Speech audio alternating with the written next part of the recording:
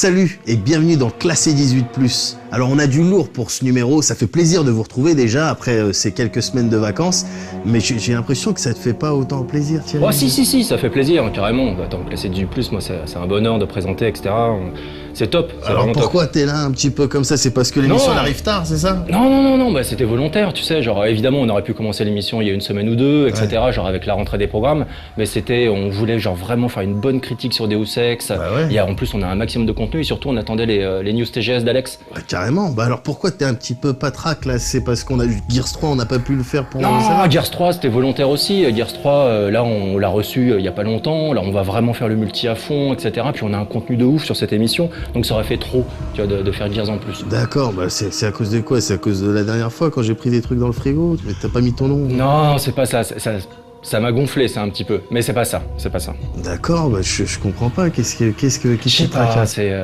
C'est Deus Ex, il y a un problème avec Deus Ex Révolution. Quoi, il est pas bien? Il est bien? Si, il est super le jeu, en fait, il est peut-être trop bien, en fait. Il y a plein de gens à la rédac qui ont joué, mais joué comme des bâtards, et donc du coup j'ai peur qu'ils viennent nous pourrir l'émission. Voilà. Non, mais ça va pas ou quoi? C'est un pressentiment. Ouais, non, tu balises pour rien. Et puis en plus, de manière, on a plein d'autres contenus dans ce Classé 18+, et on va voir ça tout de suite avec le sommaire. Ouais, c'est vrai, t'as raison. Et on commence ce Classé 18+, avec la critique de Warhammer 40 000 Space Marine. On enchaîne avec celle de Resistance 3. Suivi de la critique de Dead Island. On a ensuite le petit 3 minutes pas plus pour parler d'un jeu 3+, Kinect. On reste sur Kinect avec la critique flash de Rise of Nightmares. On a le plaisir d'accueillir un petit RAM spécial 18+, consacré à la série Deus Ex. Et on conclut ce Classé 18+, avec bien évidemment la critique de Deus Ex Human Revolution. Mais tout de suite, les news et les news TGS 18+.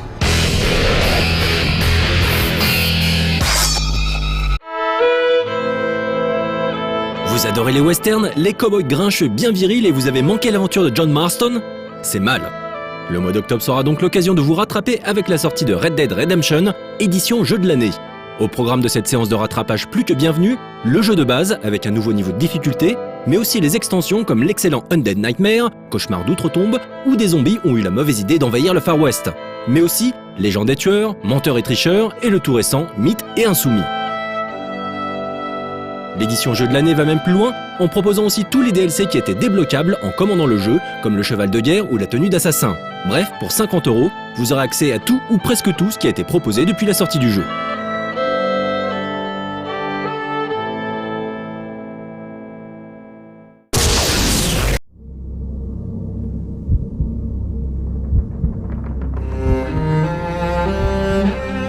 Il aura fallu attendre 8 ans avant que Rockstar n'annonce une suite à la série Max Payne.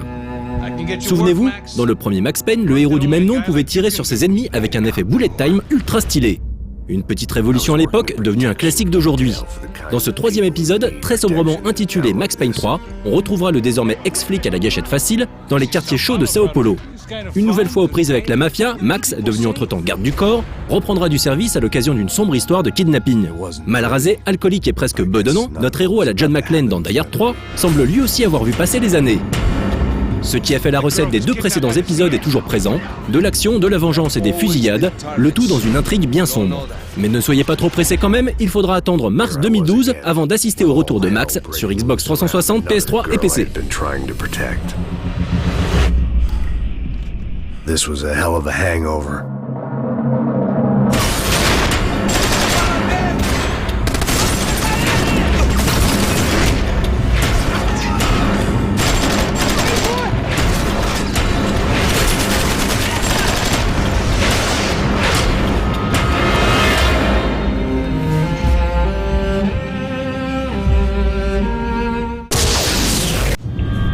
Why didn't I take the job? Les amoureux de RPG post-apocalyptique peuvent se réjouir, la prochaine extension de Fallout New Vegas, Lonesome Road, est disponible. Dans ce 4e DLC, vous en saurez plus sur quelques mystères du scénario. Ulysse, le personnage présent au début du jeu, vous donne rendez-vous à la dangereuse ligne de partage, afin qu'il vous explique pourquoi il a refusé de livrer le jeton de platine. Sorti le 20 septembre dernier sur Xbox 360 et PS3, Lonesome Road sera téléchargeable contre une dizaine d'euros.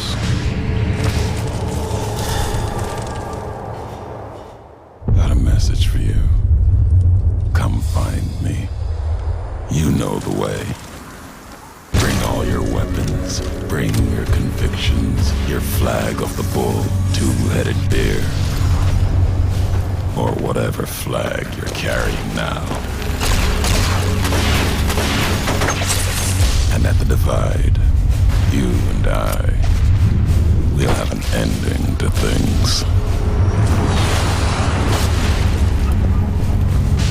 This is your road.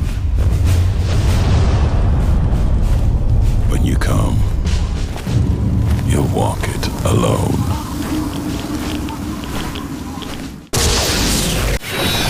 Enjoy the show.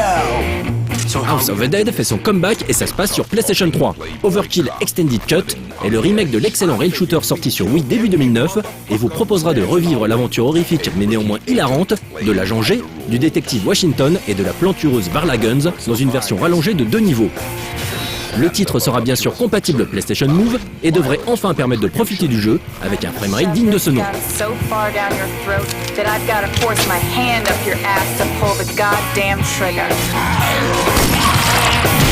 Unlikely allies thrown together as horror returns to Bayou City, battling unspeakable evil in order to discover the terrifying truth behind the House of the Dead. The House of the Dead Overkill Extended Cut. Remastered and restored with all new chapters and missing footage. A new dimension in terror, presented to you in 3D and HD for the first time ever. Relive the horror as you've never seen it before. More blood, more gore, more strippers. Coming to you, bigger, longer, deeper, harder. House of the Dead Overkill Extended Cut. It's a cut above the rest. Your mother won't like it.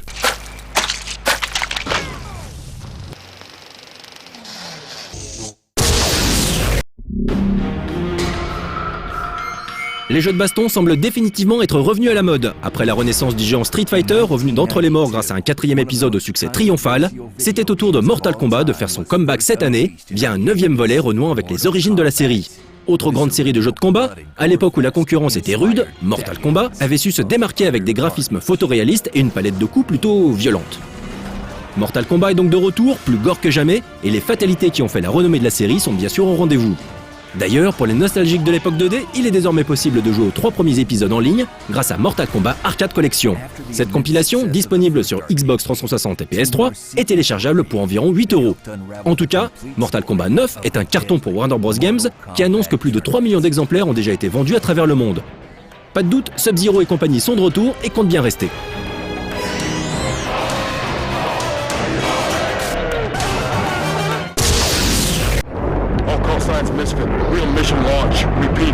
Vous vous souvenez sûrement de la présentation du prochain Battlefield à l'E3 où on pouvait voir un bâtiment s'effondrer sur le joueur après un tir de roquette. Une action rendue possible par un tout nouveau moteur alliant des graphismes époustouflants et une destruction du décor avancée. En attendant de pouvoir fraguer dans les couloirs du métro parisien et de réanimer ses camarades tombés au combat à coups de défib, EA dans sa grande montée propose à tous ceux qui précommanderont le jeu de recevoir le pack Physical Warfare, incluant armes et munitions exclusives. Attendu, voire très attendu pour le 27 octobre, le 3e Battlefield s'annonce déjà comme LE jeu incontournable de cette fin d'année.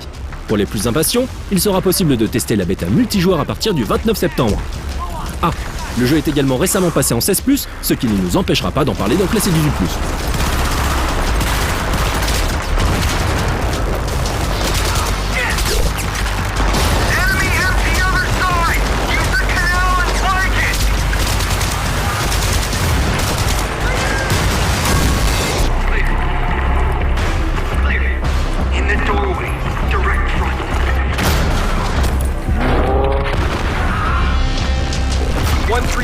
From Mister for this mission. You're with us. I think I just agreed to be ambushed. Why don't we just shoot ourselves and save them the trouble?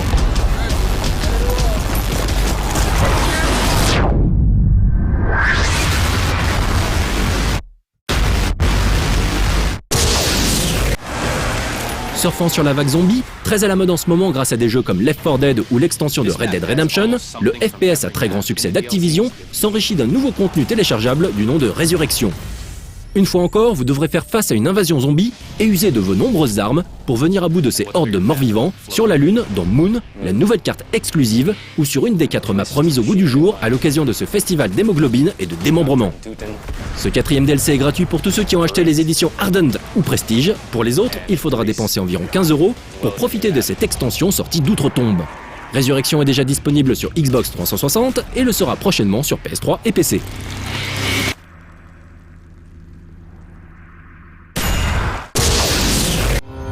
How can an assassin change the world while hidden in the shadows of history? A Templar understands that to create the perfect civilization, one needs prestige, power, and absolute control. Suite spirituelle de la série Prince of Persia, Assassin's Creed vous met dans la peau d'un assassin d'élite spécialisé dans les acrobaties. Après Jérusalem et Florence, ce seront cette fois-ci les rues de Constantinople que nous explorerons en incarnant une nouvelle fois Ezio, vieilli mais doté de nouvelles capacités et d'une nouvelle arme, la lame crochet. Après le succès des premiers épisodes, il est clair qu'Assassin's Creed Revelation est attendu au tournant. Ubisoft a d'ailleurs annoncé que les premiers acheteurs de la version PS3 auront droit à une petite surprise, Assassin's Creed premier du nom sera inclus dans le Blu-ray. Pour les plus gros fans de la série, une version collector a aussi été annoncée. Cette édition comportera entre autres un artbook, la BO du jeu et une mission supplémentaire.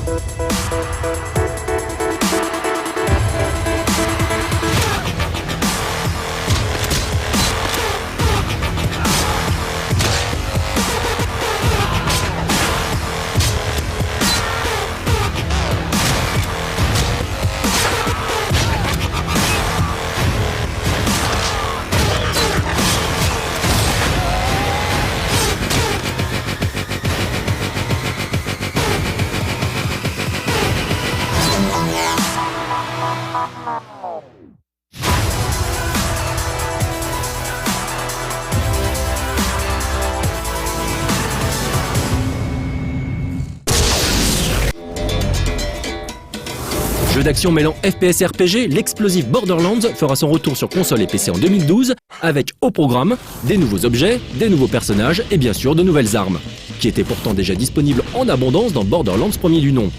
On vous laisse en compagnie de ce court teaser, diffusé à l'occasion de la Gamescom.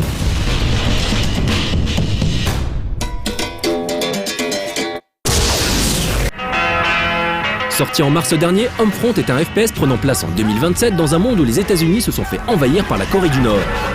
Grâce à une campagne marketing pour le moins efficace et un scénario aussi surprenant qu'improbable, Homefront avait réussi à séduire de nombreux joueurs, malgré une réalisation bancale et un mode solo bien trop court.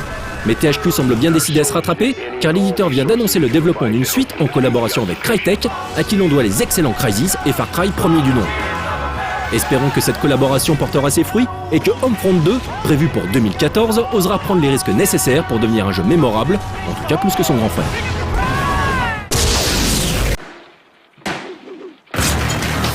Unanimement acclamé par la presse lors de sa présentation à l'E3 2011, le prochain FPS ambitieux d'ID Software, développeur de Doom et de Quake, vous plongera dans un univers post-apocalyptique où des mutants pas vraiment beaux gosses ont élu domicile. Dans ces vidéos de présentation, on apprenait qu'il était possible d'utiliser quelques gadgets mortels pour se défaire de ses ennemis, comme une araignée robot ou des tourelles de défense que l'on peut monter à tout moment. Une petite idée qui n'a l'air de rien comme ça, mais qui pourrait bien apporter richesse et originalité au gameplay dans un genre qui a tendance à se répéter.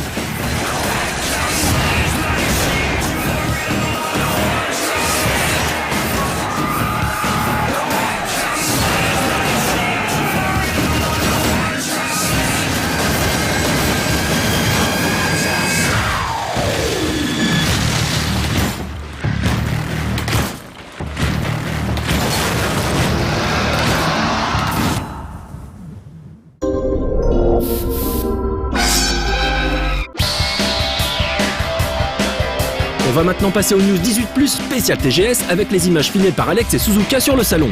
Sur le stand Sega, des hôtesses lassivement assises sur un canapé étaient là pour attirer l'œil sur elles bien sûr, mais aussi sur le jeu PSP, Yakuza Black Panther 2. Bonjour mademoiselle. Mais qu'est-ce que tu fous là, Médoc? Plein de jolies hôtesses donc, et un stand fermé interdit aux mineurs où l'on pouvait essayer le jeu PSP. À la sortie, distribution de petites serviettes pour Bad Boy. Il était à la recherche de son propre futur, c'est ainsi que débute le très beau trailer cinématique de Yakuza, Black Panther 2, la suite du spin-off de Yakuza sur PSP. Le héros de cette mini-série, Ukyo Tatsuya, revient à Osaka pour de nombreux combats sur le ring comme dans la rue. Black Panther se concentre surtout sur la partie combat avec des affrontements en tête-à-tête ou à plusieurs en multijoueur. On vous laisse admirer encore un peu ce trailer. On s'en fout du trailer, Thierry, on a rien à foutre. Voilà, c'est ça que veut la jeunesse. Ok, bon, pour se débarrasser de Médoc, on va passer à une autre partie du stand, cette fois-ci consacrée à Binary Domain. Jouable sur le salon, Binary Domain est l'un des gros jeux d'action Sega du début d'année prochaine. Une période de l'année que l'éditeur apprécie particulièrement, puisque c'est respectivement en janvier et en mars qu'étaient sortis Bayonetta et Mad World. Une façon de se distinguer de la concurrence est d'éviter la pagaille des fêtes de fin d'année. Dirigé par Nagoshi Toshihiro, responsable entre autres de la série Yakuza, le jeu possède plus d'un atout dans sa poche. Pour commencer, ce third-person shooter est fortement centré sur la coopération, un peu à la manière des séries Army of Two et Ghost Recon. Il sera ainsi possible de donner tout un tas d'ordres précis à ses partenaires via un système de communication que l'on nous promet nettement plus abouti que dans les autres titres du genre. L'IA sera du coup très travaillée en solo, les caractéristiques multijoueurs de Binary Domain n'ayant pas encore été annoncées. Un système basé sur la confiance sera ainsi présent, et vos alliés pourront tout à fait refuser d'obéir à vos ordres s'ils vous prennent pour un rigolo.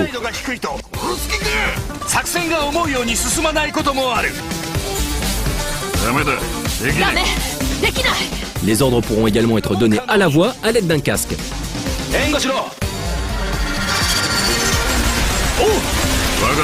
Situé dans le Tokyo de 2080, alors qu'une guerre oppose les humains et les robots, Sega mise beaucoup sur la variété des ennemis, dont certains s'avèrent être de taille conséquente. Et les robots s'accrocheront jusqu'au bout pour tenter de vous éliminer coûte que coûte, et c'est la guerre totale. À la variété des ennemis s'ajoute celle des armes, Binary Domain proposant également des situations de jeu variées, avec glissade, course-poursuite à bord de divers véhicules, et ainsi de suite. Quant au décor du jeu, il devrait pouvoir s'écrouler sur le joueur, un peu à la manière de Battlefield 3. Sous ses airs de TPS basique, Binary Domain pourrait se révéler être une bonne surprise.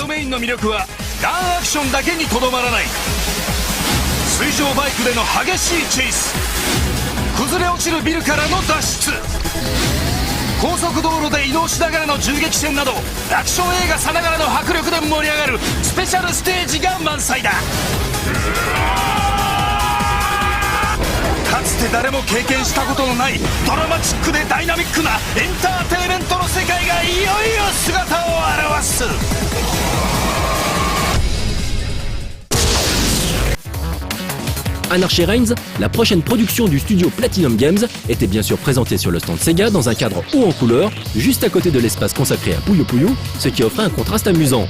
Mais laissons plutôt la parole à Atsushi Inaba, l'un des charismatiques cofondateurs du studio, interviewé sur le salon par Suzuka.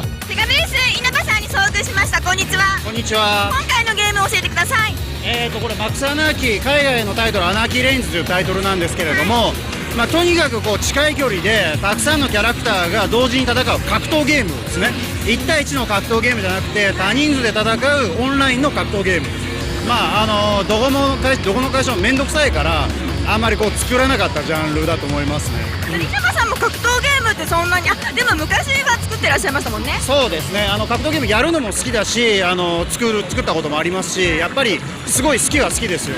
ただ1対1の格闘ゲームってやっぱりもう専門のメーカーがいっぱいあるんで、今からそこに入っていってもやっぱりカプコンのスト4とかそういうのにはやっぱり勝てないですから、やっぱ僕らなりの違ったアプローチをしなきゃなっていうのがこの形ですね。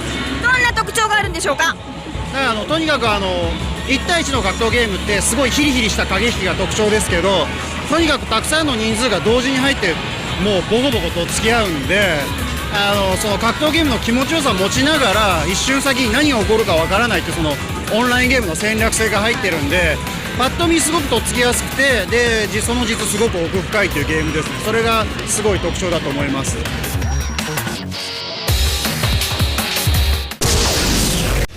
On passe maintenant au stand Capcom où l'on pouvait voir de très jolies hôtesses bien sûr, toujours court-vêtues, mais aussi des jeux 18+, avec par exemple Biohazard Revelation, alias Resident Evil Revelations. Cet exclu 3DS est toujours prévu pour 2012, sans plus de précision. Ce 8e jeu de la série voit le retour de Jill Valentine et Chris Redfield, les héros du premier épisode, et comme on va le voir ici, Jill est à la recherche de Chris. Jill, what's going on? I found a survivor. Capcom avait testé la plateforme avec Resident Evil The Mercenaries 3D et Revelations a l'air de bénéficier de leur première expérience. On sait déjà que si le mode 3D est désactivé, ce nouveau volet bénéficiera d'un anti-aliasing à l'écran.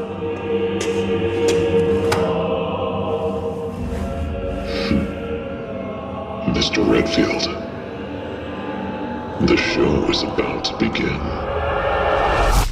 Une salle de projection permet également de voir sur le stand Capcom le dernier trailer gameplay de DMC, soit le reboot de Devil May Cry, qui n'a pas fini de diviser les joueurs.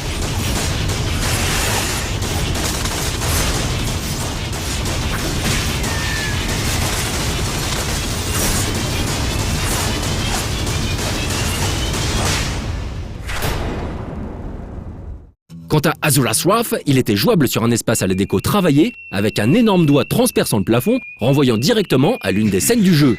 Toujours aussi spectaculaire visuellement, ce titre Capcom profite de toute l'expérience de CyberConnect 2 en matière d'action débridée.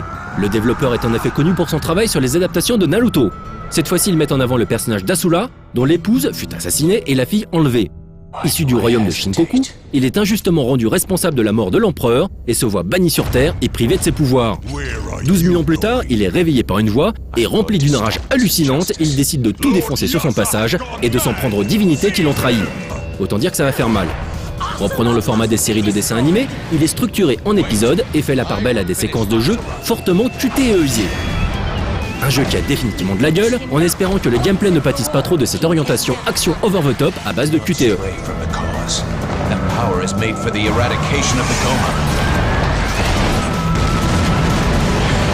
This conversation is over. You will not interfere. Even gods are not above reproach. The cause. I will interfere. I will not let you do this.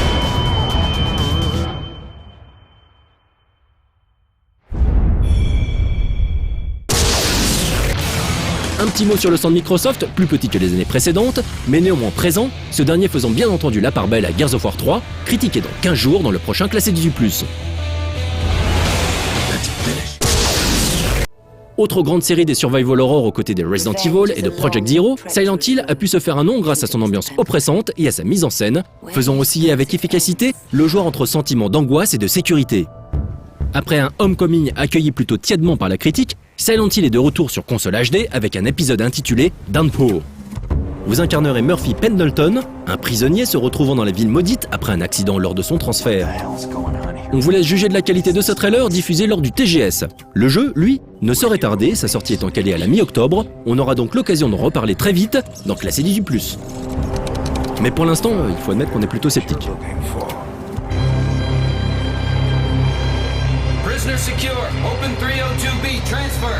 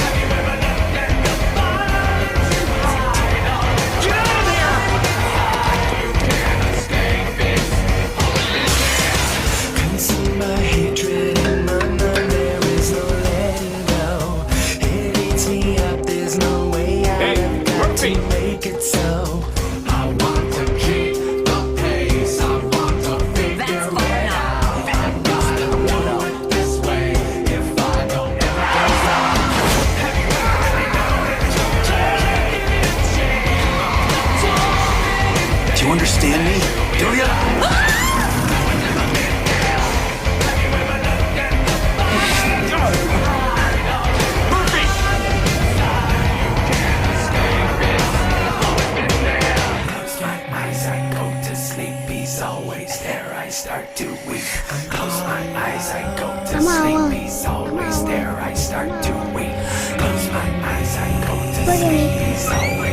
Who said anything about trouble?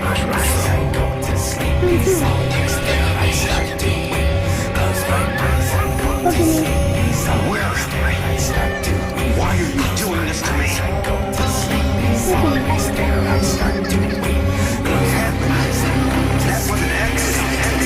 accident.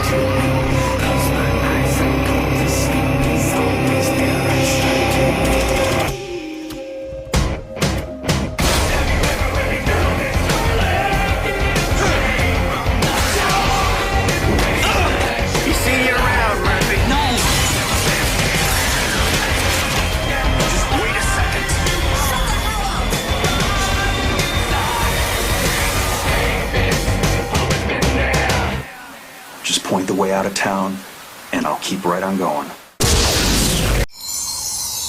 Développé par Grasshopper Manufacture et supervisé par Suda Goichi, Lollipop Chainsaw est un jeu qui se passe de commentaires. Yeah. Regardez plutôt ce trailer hilarant qui met en avant l'équipe derrière le jeu, avec l'excellent Suda Goichi bien sûr, bien connu pour ses jeux un peu fous comme les No More Heroes, mais aussi le scénariste hollywoodien James Gunn, qui a écrit l'excellent remake L'Armée des Morts de Zack 300 Snyder.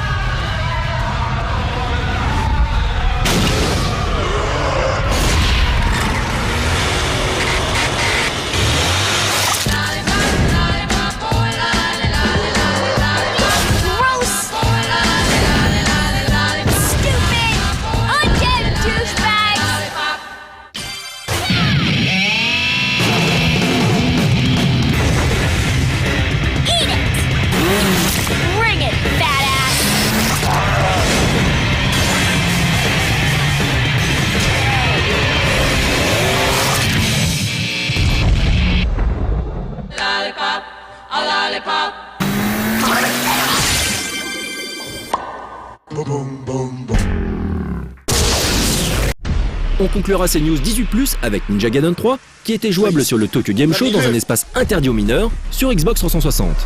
Le jeu, qui a également été annoncé sur Wii U à l'E3 dernier, mettra en scène un Hayabusa sous l'effet d'une malédiction, qui a visiblement des conséquences assez dramatiques sur son aspect physique. Qui a dit que la vie de ninja était facile?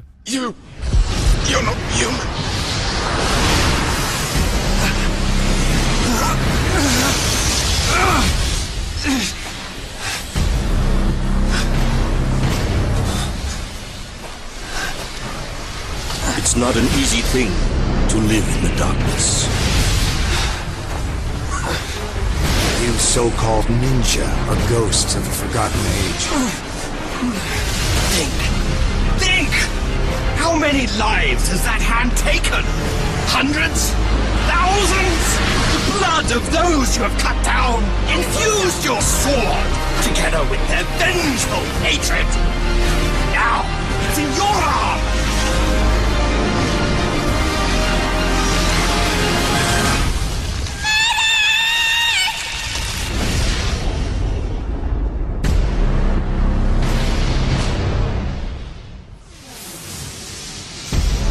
The only real question is, who will die first? You or the world?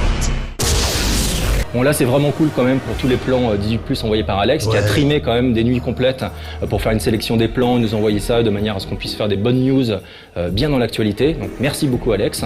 Et puis maintenant on va voir une petite critique réalisée par Julien Pirou, consacrée à Warhammer 40 000 Space Marine. Et donc on peut annoncer déjà un petit extra life qui sera consacré à l'univers du jeu et à ce jeu en particulier, avec la présence d'un développeur et de Julien Pirou qui nous fera partager en fait sa connaissance de cet univers très particulier. Mais tout de suite on va voir la critique.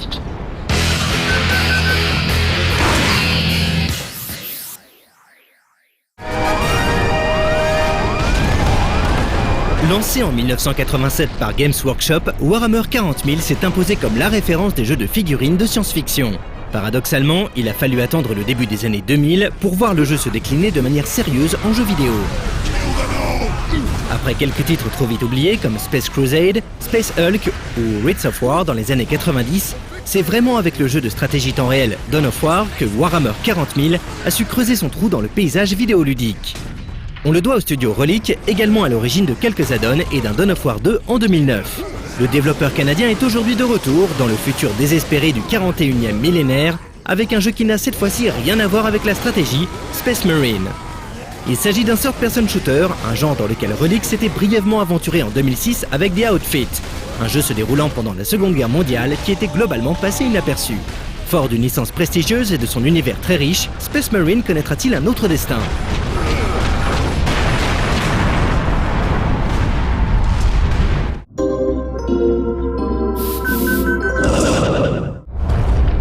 Au 41e millénaire, l'humanité a formé l'Imperium, une théocratie totalitaire unifiée derrière la figure quasi mythique de l'Empereur Dieu.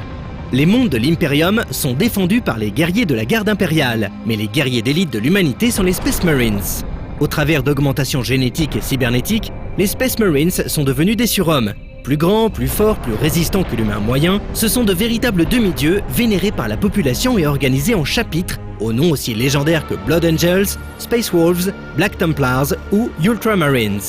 Space Marine met d'ailleurs en scène le chapitre Ultramarines, envoyé à la rescousse du monde forge Graia, qui a été envahi par une wax d'orcs menée par le Big Boss Grimskull. Un monde forge est un monde entier dédié à la production de machines de guerre pour l'Imperium, et Graia fabrique plus particulièrement des titans de combat, de gigantesques mechas qui ne doivent surtout pas tomber entre les mains des orcs. Seul problème, Grimskull est rusé, en tout cas plus que l'orc moyen, et a pris le contrôle des armes anti-aériennes du monde forge, empêchant les renforts d'atterrir. Le joueur incarne le capitaine Titus des Ultramarines, doublé en version originale par l'acteur britannique Mark Strong. Âgé d'à peine 150 ans, Titus est un fidèle serviteur de l'Imperium et a affronté les ennemis de l'humanité au cours de nombreuses batailles. Accompagné du vétéran Sidonus et du novice Lindros, Titus plonge littéralement au cœur des forces orcs afin de reprendre le contrôle de la DCA, sécuriser les usines de Titans et mettre Grimskull en déroute. 3 Space Marines contre quelques millions d'orcs, un jour de travail ordinaire pour les Ultramarines.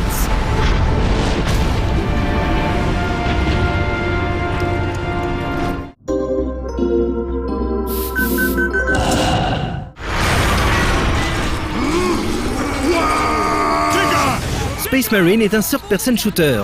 La caméra est placée derrière le capitaine Titus et le joueur contrôle ce seul personnage au travers des différents environnements du jeu. Titus a accès à diverses armes de tir ainsi qu'à des grenades, mais ne peut transporter que 4 armes à la fois, ce qui obligera parfois à faire des choix draconiens. Le jeu de Relic met toutefois l'accent sur le combat au corps à corps, nettement plus efficace lorsque l'on se retrouve assaillé par une marée de peau verte enragée.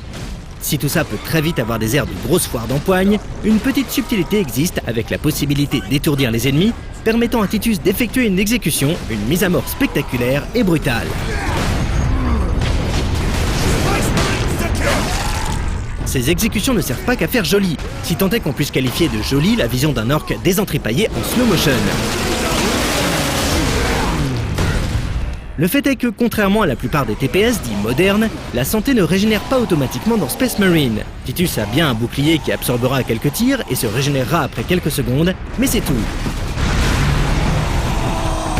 La barre de vie, quant à elle, se remplit en effectuant des exécutions d'ennemis.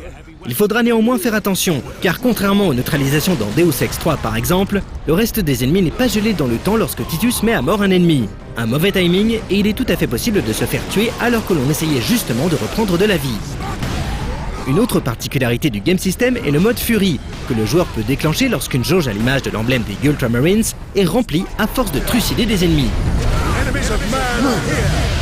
En mode Fury, Titus est plus fort, plus résistant et régénère sa précieuse barre de vie. Il pourra aussi ralentir le temps lorsqu'il se sert d'armes à distance. Reste au joueur à savoir déclencher sa furie au bon moment pour un maximum d'efficacité. Ajoutons à cela quelques phases jouissives où Titus pourra s'équiper d'un jetpack permettant d'effectuer des bonds gigantesques suivis d'une attaque en piqué sur les ennemis. Ces passages toujours trop courts sont parmi les plus amusants du jeu. Space Marine est un jeu très linéaire qui enchaîne les couloirs entrecoupés de champs de bataille où l'on doit mettre en pièces des vagues d'ennemis. Heureusement, la campagne solo est menée à un rythme effréné, et si elle se termine en une petite demi-douzaine d'heures, au moins n'a-t-on pas le temps de sentir la routine s'installer. Heureusement, Relic a eu la bonne idée d'intercaler quelques séquences un peu différentes pour varier les plaisirs, comme un combat contre un vaisseau orc à bord d'un train lancé à toute allure, ou une séquence dans laquelle Titus doit manier la tourelle d'une Valkyrie impériale assaillie par des Chuck Boys. Rappelons que les Chuck Boys sont des orcs munis d'une fusée dorsale qui aiment littéralement s'envoyer en l'air. Puisqu'on en parle, le bestiaire qu'affrontera Titus est suffisamment varié, et les troupes orcs, toutes plus délirantes les unes que les autres, font une grande part du charme du jeu. Entre les petits Gretchen surexcités, les Squeaks Bombs pouvant exploser dans leur propre rang, toutes sortes de boys, sans oublier les puissants Nobs et Bizarre Boys, qui font office de demi-boss, la variété est au rendez-vous. En marge de la campagne solo, Relic propose un mode multijoueur en équipe amusant et efficace. Les joueurs sont répartis entre Space Marines et Marines du Chaos, et peuvent s'étriper dans 2 modes de jeu. Annihilation est un deathmatch en équipe, tandis que Capture de territoire consiste à s'emparer de points de contrôle, à la manière du mode Domination de la série Unreal Tournament. Le joueur peut choisir entre 3 classes de Marines, chacun ayant accès à un équipement spécifique. Au fur et à mesure de ses batailles, il gagnera de l'expérience lui permettant d'accéder à de nouvelles options, notamment celles permettant de personnaliser l'aspect et l'armement de son avatar.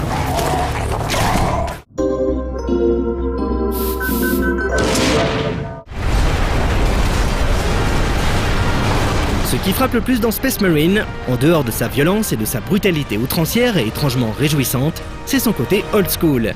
Plutôt que d'appliquer la formule popularisée par Gears of War, Relic a choisi de revenir aux sources du genre. Le jeu évoque de grands classiques comme Rune ou le mythique MDK. La comparaison avec MDK est d'ailleurs présente dès le début du jeu, avec cette plongée en chute libre sur le vaisseau ennemi que ne renierait pas Kurt Hektik. Certains trouveront ce gameplay à l'ancienne simpliste, mais l'auteur de cette critique ne vous cachera pas avoir pris un pied monstrueux. Seul tout petit bémol, cette critique a été réalisée sur PC, et le jeu n'a jamais voulu reconnaître notre pad Xbox 360 branché en USB, alors même qu'une image du D-pad est visible dans les options. Le jeu reste très jouable et très fun avec le combo clavier plus souris, mais ce type de production s'apprécie en général davantage à la manette. Parmi les autres regrets, on notera que les décors, certes typiques de l'univers Warhammer 40 000, sont un peu tristounets avec une succession de gris beige de cités en ruine et d'usines cathédrales. L'histoire est également un peu bateau et ressemble d'ailleurs beaucoup à celle du premier Dawn of War. Heureusement, les scénaristes ont réussi à rendre le capitaine Titus attachant. Loin d'être la brute surhumaine fanatique à laquelle on pouvait s'attendre, Titus est un personnage charismatique aux valeurs quasi chevaleresques. On prend plaisir à l'incarner dans son combat contre des hordes de Xenos qui menacent Graia. Le mode multijoueur se révèle très fun, bien que l'on note quelques soucis avec le système de matchmaking sur PC qui devrait être résolu dans un prochain patch, pas encore sorti au moment de l'écriture de cette critique. Que dire de plus? Relic a accouché d'un titre plus que correct et une base très solide pour de futures suites. Le côté old school du jeu en rebutera certains, mais fera le bonheur d'autres, en particulier ceux qui trouvent les jeux actuels trop faciles.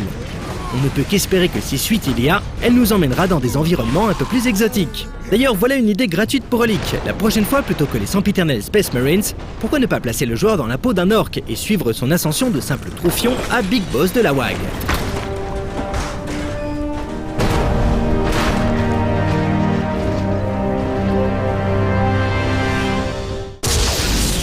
Non mais c'est quoi ce plan parano que tu nous fais là? Tiens, pourquoi tu te balises? Je flippe, quand je suis désolé, c'est à cause de Seb. Seb a joué à Deus Ex Human Revolution sur PC, il m'a pris la tête, mais il m'a pris la tête comme pas possible pour venir en plateau, en parler de son expérience de jeu, etc. Et nous c'est pas possible quoi. Genre déjà cette 18+, elle est énorme, on a plein de contenu, les plateaux on les a répétés comme d'habitude, quoi, comme des oufs. Et donc du coup c'est un peu, voilà, je stresse quoi, je stresse. Non, c'est pas grave, on va voir tout de suite la critique de Resistance 3, ça va bien se passer. Mais ouais.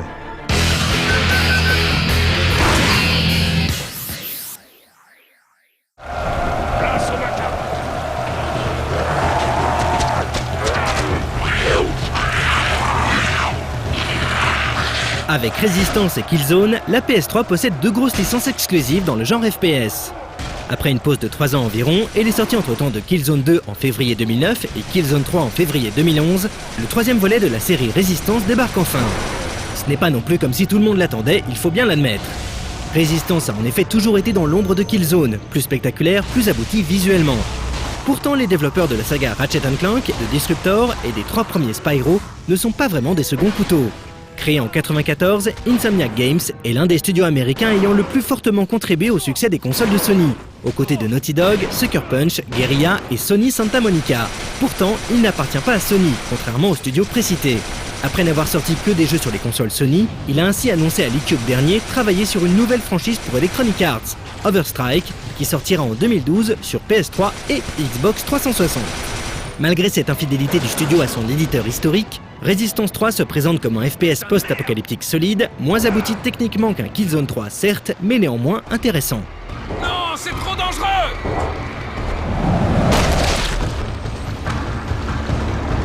Je vais chercher de l'aide! Je te laisserai pas tomber, Joe!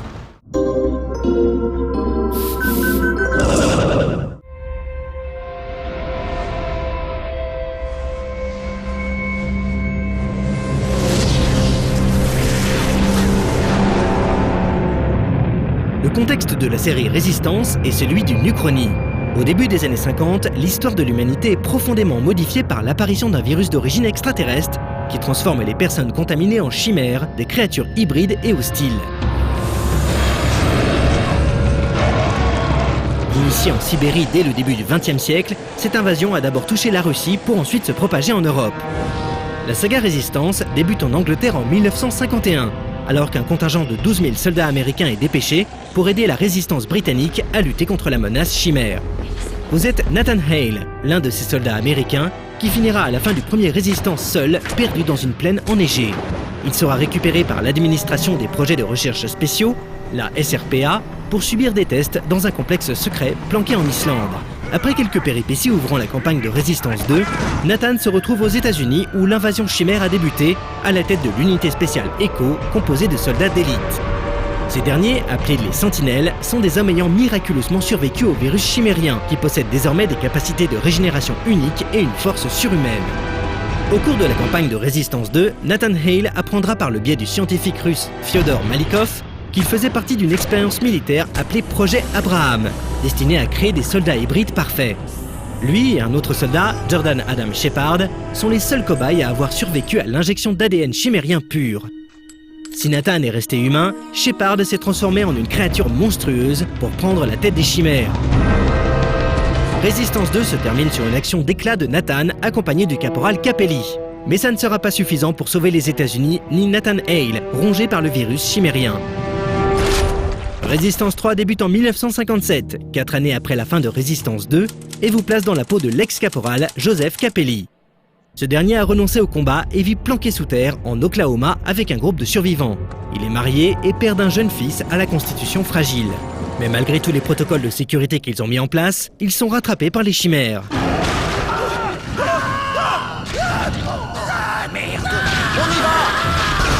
Un énorme terraformeur s'approche et ravage tout sur son passage, tel un gigantesque bulldozer en orbite. Capelli comprend très vite que les chimères sont parvenus à les trouver en suivant un homme, Fyodor Malikov. Rescapé de Résistance 2, l'infâme docteur cherchait en effet à le dénicher pour lui confier une mission dont dépend l'avenir de l'humanité ou ce qu'il en reste. Il veut convaincre Capelli de l'accompagner jusqu'à New York où un tunnel spatio-temporel a été activé et une tour étrange gèle petit à petit la planète tout entière. Je suis le seul survivant à savoir désactiver cette tour. J'ai besoin que vous me protégiez jusqu'à New York. L'objectif de Capelli, et le vôtre, sera donc de mener le docteur à bon port et il devra pour cela traverser les États-Unis et interagir avec divers groupes de survivants ayant tous leur motivation propre. Comme dans BioShock et de nombreux autres FPS, il sera possible de collecter des lettres et des enregistrements qui permettront d'en apprendre un peu plus sur le scénario du jeu, tout en immergeant le joueur dans un monde post-apocalyptique à la noirceur assumée.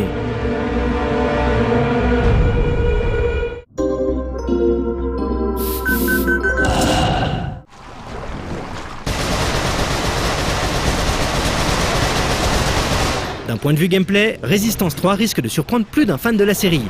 Le jeu renonce en effet à de nombreux principes du second volet pour revenir aux acquis du premier. La régénération automatique de l'énergie a été ainsi abandonnée au profit de cette bonne vieille barre de vie qu'il faudra remplir à l'aide des capsules portées par certains ennemis ou planquées dans les niveaux.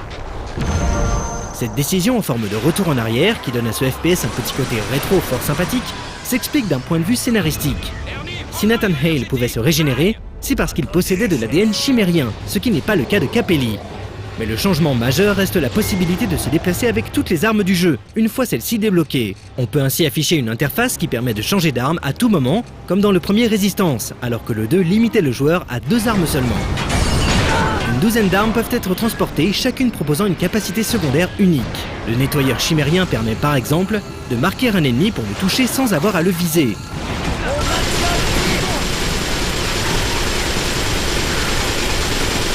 Le sniper libère une tourelle qui peut se fixer au sol, sur les murs ou au plafond.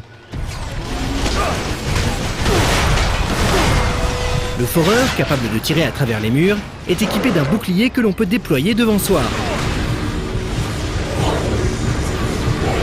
L'atomiseur et ses décharges électriques à courte portée s'accompagnent d'un tir secondaire spectaculaire en forme de puits gravitationnel. Les ennemis qui passent à proximité sont ainsi aspirés et tournoient dans les airs. Comment ne pas citer le mutateur, une arme biologique projetant des globes de fluide chimérien capable de ronger un ennemi ou de libérer un nuage infectieux, le brouillard de mort. À cette variété s'ajoute un système d'upgrade automatique symbolisé par des étoiles. Plus vous utilisez une arme, plus celle-ci devient performante et gagne en puissance. Le fusil à pompe acquiert ainsi des munitions incendiaires, tandis que le nettoyeur peut marquer plusieurs ennemis. Les munitions n'étant plus aussi abondantes que dans Résistance 2, le joueur est obligé de changer d'arme régulièrement pour se familiariser très vite avec chacune. L'abondance des armes est le point fort de ce FPS, qui renoue avec un certain esprit old school, rappelant la grande époque de Duke Nukem 3D. Toujours pas de cover system donc, il faudra se déplacer rapidement d'un endroit à l'autre de niveau parfois assez vaste afin de se protéger, les abris ayant tendance à céder sous les impacts des tirs ennemis. On appréciera également le retour du mode coop offline pour la campagne et la présence de nombreux défis cachés, histoire de débloquer quelques trophées. Une remarque malgré tout quant au mode coop offline. Ce dernier nécessite un temps de chargement assez important avant d'être lancé lorsque le jeu ne plante pas comme cela nous est arrivé à plusieurs reprises à la rédac. On comprend mieux pourquoi le jeu a été déjà patché à plusieurs reprises, quelques jours seulement après son lancement. Côté multi, Resistance 3 propose une poignée de modes de jeu très classiques. Deathmatch, Team Deathmatch, Capture the Flag, mission à objectif et se limite désormais à un maximum de 16 joueurs, là où les deux premiers jeux proposaient des parties à 40 et 60 joueurs. Un système de progression permet de gagner de nouvelles classes, skins et compétences, certaines ne se déclenchant qu'en fonction de vos performances sur le terrain. Moins riche que les précédents volets, le multi de Resistance 3 reste cependant efficace et suffisamment maîtrisé pour séduire les amateurs de frag en série. On notera enfin la compatibilité du jeu avec les télé 3D et le PlayStation Move pour les joueurs équipés.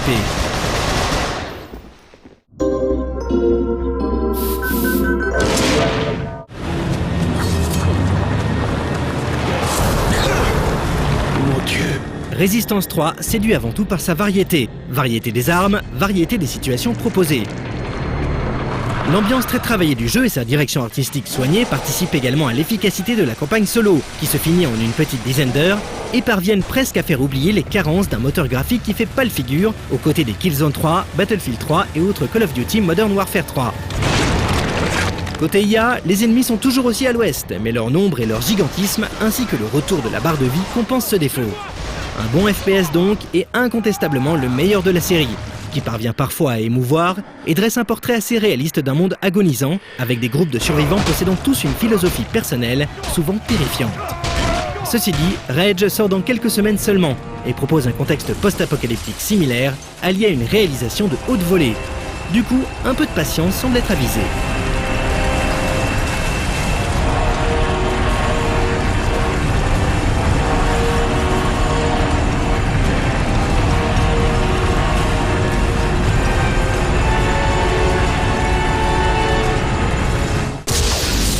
Bon, Resistance 3, ça m'a pas aidé au niveau du stress. Hein.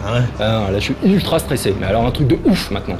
Donc, Resistance 3, c'est vachement bien. Il y a un truc qui est bien foutu dans le jeu. C'est ces groupes de résistants très cohérents, donc avec chacun leur propre identité. Donc, il y en a certains, ils sont fous de religion. Il y en a d'autres, c'est devenu des gros bâtards, genre avec un système de caste, avec des combats, genre de gladiateurs, etc. Enfin, des trucs un peu hardcore. Ensuite, tu as le groupe de résistants qui a ses propres objectifs et qui essaye de t'imposer leurs lois et de te forcer à faire des trucs pour pouvoir ensuite t'aider. Donc, il y a un petit peu cette notion de chantage. Et donc, tout ça, ça crée une ambiance assez pesante qui est vraiment très très bien faite et qui contribue genre à la qualité de ce jeu qui est plutôt pas mal, quoi. Une bonne surprise au final. C'est bien alors. C'est bien. Ouais. Mais au niveau sécurité, on est comment là? Tu rigoles ou quoi? Sécurité de classé 18+, on est refait. C'est Cyril qui s'en occupe. C'est Cyril qui s'en occupe. Oh putain! Je le savais! Je le savais! Oh putain, Cyril, mais quel bâtard! Bon, vas-y, calme-toi. On va trouver où se trouve la lumière et on regarde la critique de Dead Island. Voilà.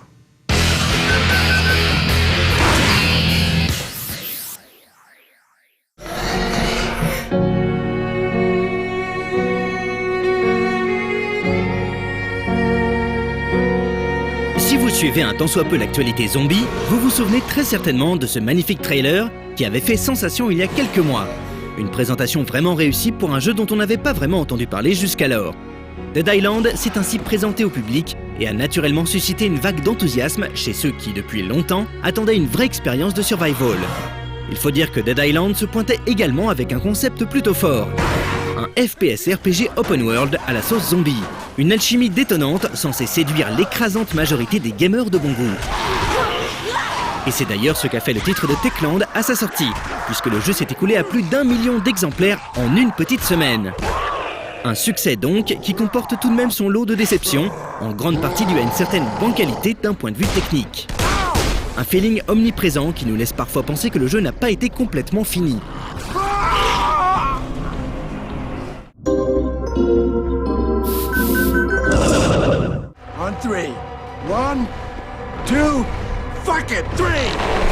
L'histoire de Dead Island n'est vraiment, mais alors vraiment pas le point fort du jeu. Au début de la partie, vous pouvez choisir entre 4 personnages, possédant chacun un background et des capacités spéciales qui leur sont propres. Et que vous preniez le rappeur en perte de vitesse ou l'ancienne star de football américain, la trame principale se déroule de la même manière. Vous avez ici affaire à la classique Zombie Outbreak, le tout dans le cadre d'une île paradisiaque. Ce qui différencie nos 4 personnages des autres habitants de l'île, et ce qui justifie le fait que vous soyez le seul à prendre des risques pour sauver tout le monde, c'est que vous ne vous transformez pas lorsque vous êtes mordu. Un super atout qui ne vous rend pas immortel pour autant, mais qui aide bien lorsque vous savez que vous devrez faire face à des hordes de zombies affamés.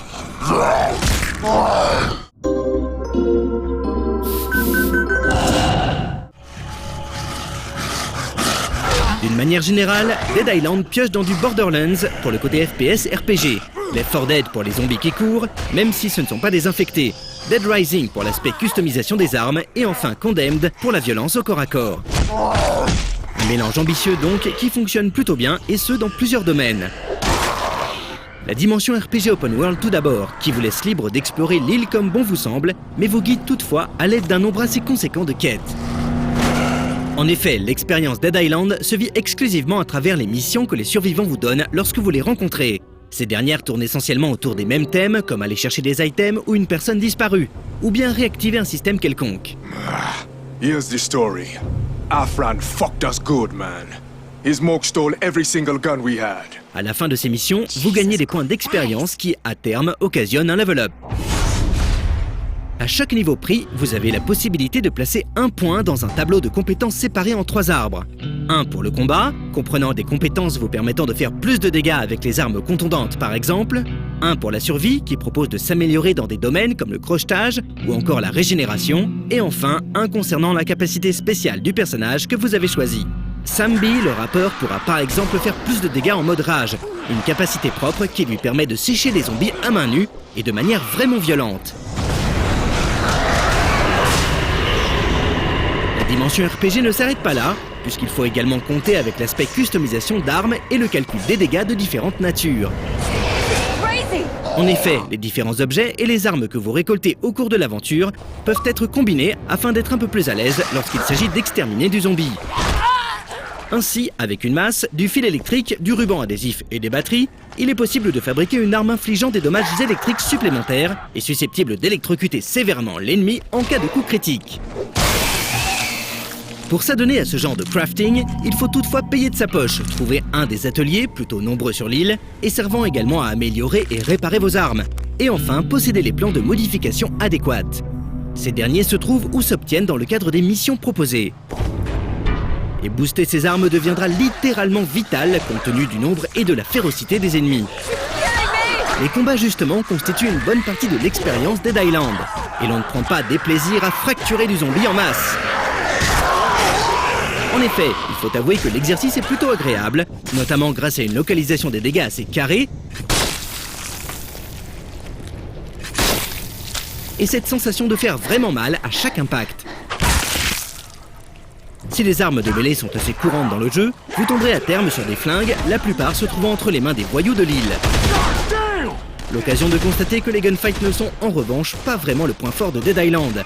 La faute à une IA qui sait définitivement gérer un zombie affamé, mais qui lutte un peu plus lorsqu'il s'agit de contrôler de manière cohérente un humain. Heureusement, vous aurez peut-être l'occasion de croiser des humains un peu plus éveillés, puisque le jeu propose de multijoueurs jusqu'à 4. Et si vous êtes connecté et avez switché en mode public, n'importe qui pourra alors venir vous prêter main forte. Vous pouvez vous aussi aller dans les parties des autres joueurs, à condition toutefois d'être un peu plus avancé dans le mode histoire que vos hôtes. Mais ces possibilités multijoueurs prennent toute leur ampleur uniquement dans le cadre d'une partie avec vos amis, car voir un inconnu parfois muet et super stuffé défoncer tous les monstres à votre place, et enchaîner machinalement les quêtes comme dans un MMO, rend l'aventure beaucoup moins immersive. Do you speak English?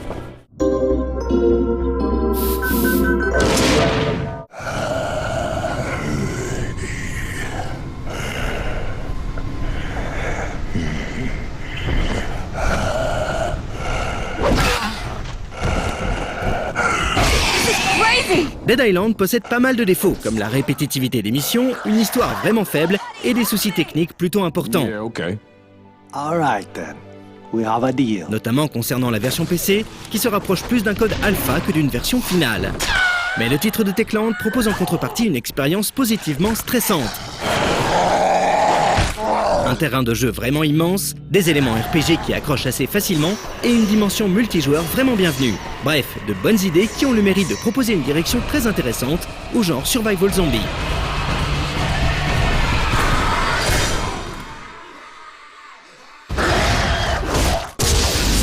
Alors donc Dead Island, Thierry, bon t'as vu, moi ça m'a plu. Maintenant je sais que ça n'a pas plu à tout le monde, t'as deux types de réactions, soit tu surkiffes ce que Techland a fait, soit tu détestes vraiment. Parce que, voilà, en tout cas sur le papier, comment ils avaient vendu le truc, FPS, RPG dans l'univers des zombies, normalement t'achètes direct. Simplement, il y en a qui avaient peut-être mis les espoirs, la barre d'espérance un petit peu trop haute, et du coup, bon, bah, ils se sont fait décevoir, en partie à cause des petits défauts techniques, notamment sur PC, dont on parle vite fait. Mais en tout cas, bon, moi, c'est une expérience qui m'a plu, et j'en profite pour rappeler que le multijoueur, évidemment, il est très très sympa, mais avec des potes, avec le micro, tout ça. Si c'est pour faire ça avec des mecs que tu connais pas, tout ça, ça n'a pas vraiment d'intérêt. Mais multijoueur avec des potes, ça fonctionne très bien. Et pour terminer, le jeu, il génère vraiment, il génère le stress caractéristique des univers avec les zombies. Donc ça, c'est bien, ça. C'est comme Gab. Pourquoi? Ouais, c'est comme Gab. Gab, il me stresse, quoi. Tu sais combien il m'a envoyé de mails pour essayer de participer au plateau 18+, là, pour parler de Deus Ex? 157. 157 mails. Donc, tu vois. Ça me stresse un petit peu, quoi. Ouais. Donc c'est lui qui s'est occupé de la critique et j'ai peur qu'il squatte les plateaux, quoi. Je suis désolé, j'en suis encore là, j'ai peur qu'il squatte les plateaux. Donc on va regarder 3 minutes pas plus pour un jeu 3+, parce que moi ça me stresse, quoi. Il faut que je me calme. Donc 3 minutes zen, ça va faire du bien.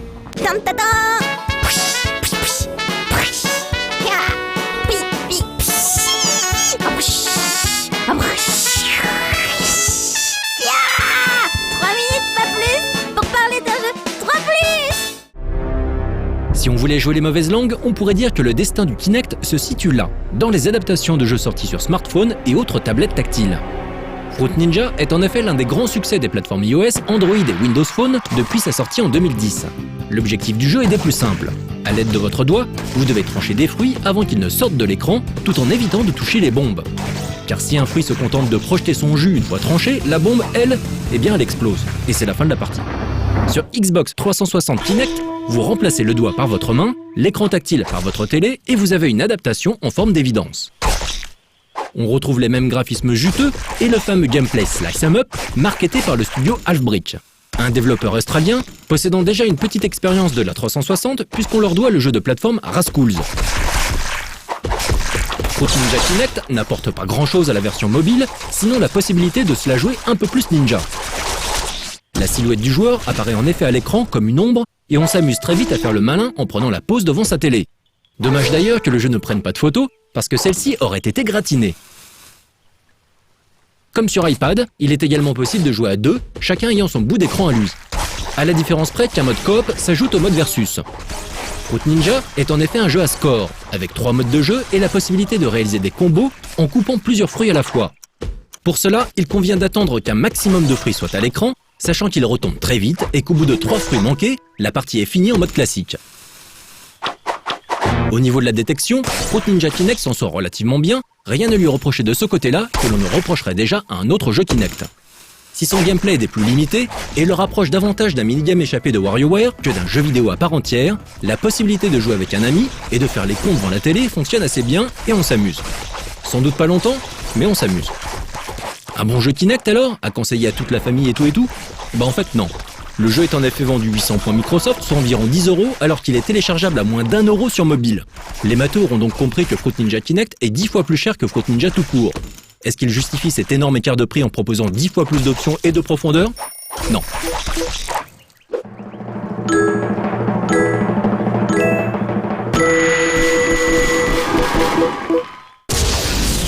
Alors j'espère que tu t'es bien détendu avec tes 3 minutes zen, parce que là je vais te retendre.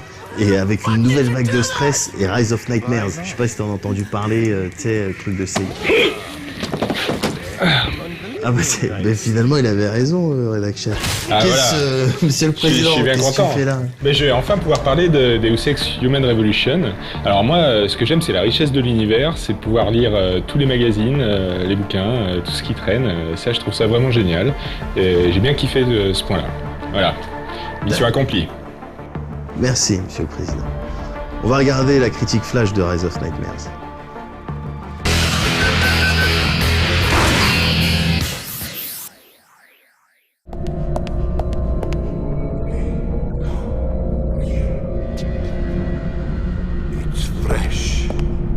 Could be another survivor.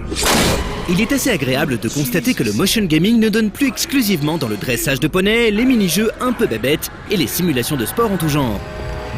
Grâce à Sega, on peut désormais déchiqueter du zombie et ce à l'aide de Kinect.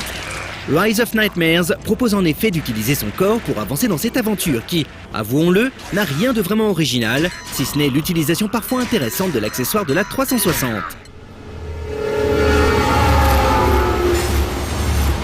Vous incarnez ici Josh, un jeune homme qui va assister impuissant au kidnapping de sa femme, alors que nos deux amoureux étaient tranquillement dans un train en Roumanie. Dès lors, vous ne cesserez de la rechercher tout en essayant de survivre aux multiples coups de crasse que l'on vous a préparés. Le coupable, un savant fou qui vous fera la misère à de multiples reprises, aidé de son armée de zombies entièrement créée par ses soins. Un méchant de level 1 donc, pour un scénario qui, lui non plus, ne va pas chercher très loin. Rise of Nightmares mise donc entièrement sur Kinect et invite le joueur à se déplacer et à se battre avec son corps. Pour avancer, il faut par exemple mettre un pied en avant, en sachant que l'écart entre vos jambes détermine la vitesse à laquelle vous vous déplacez. Pour tourner, il suffit simplement de pivoter les épaules dans la direction choisie. Vous pouvez également examiner certains objets ou éléments du décor en tendant la main et en dirigeant votre curseur à l'instar d'un point and click. Certains passages vous demandent parfois d'exécuter des actions spécifiques, comme vous accroupir pour esquiver une attaque ou fouiller dans un cadavre pour trouver une clé. Mais vous passerez la majeure partie de l'expérience à violenter du zombie avec vos bras et jambes. Vous pouvez heureusement utiliser un certain nombre d'armes trouvées sur place afin de vous défendre. Ces dernières ne sont toutefois pas éternelles et cassent au bout d'un moment. En dehors de ça et de quelques phases de jumpscare et de stress principalement orchestrées par Ernst, votre Nemesis, Rise of Nightmares n'a pas grand chose à proposer. Les combats sont fun les premières minutes, surtout avec une arme comme la tronçonneuse par exemple, mais perdent très vite de leur intérêt. La reconnaissance des mouvements quant à elle est vraiment capricieuse. Par moments, l'ensemble fonctionne à peu près, et à d'autres, c'est du grand n'importe quoi. Une situation vraiment frustrante, d'autant plus que certaines phases mettant en scène des mécanismes dangereux demandent un minimum de précision. Heureusement, pour ne pas trop se prendre la tête, il existe une option déplacement auto qui se déclenche lorsque vous levez la main droite. Et c'est à peu près tout ce que Rise of Nightmares a à proposer. Un constat malheureux dans la mesure où l'idée de base n'était vraiment pas idiote. Au final, Rise of Nightmares s'inscrit dans le même processus que cette tonne de jeux casual qui divertissent les copains pendant quelques minutes, mais les saoulent vite sur la longueur. C'est dommage, il y avait effectivement quelque chose à faire avec Kinect et le Survival Horror.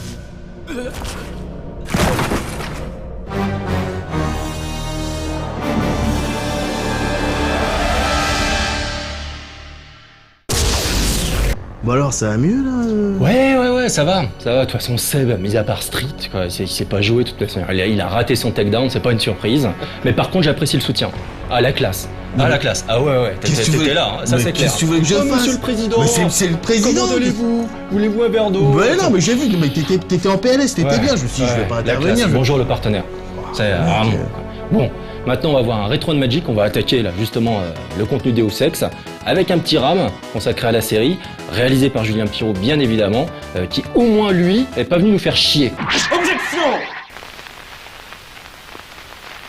En réalité, Deus Ex est l'héritier d'une longue tradition du jeu vidéo qui a été initiée par Paul Neurath avec Ultima Underworld qui était développé par Looking Glass Studios. C'est ce qu'on appelle la simulation immersive des jeux à la première personne où le gameplay et les graphismes se combinent pour totalement immerger le joueur dans un univers particulier. D'ailleurs, c'est quelque chose d'assez propre aux développeurs de la région d'Austin, puisque il y avait Looking Glass, il y avait Origin Systems, il y avait Iron Storm aussi. Merci. On va regarder le RAM. Merci.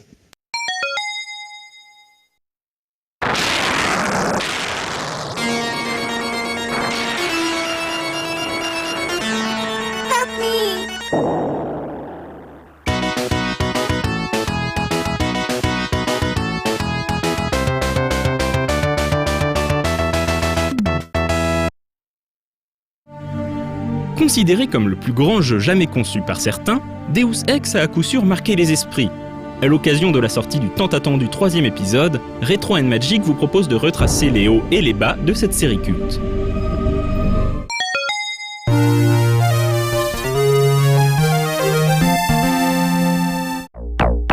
Avant de parler des jeux Deus Ex proprement dit, nous souhaitions vous parler d'un des ancêtres méconnus de la série, Corporation.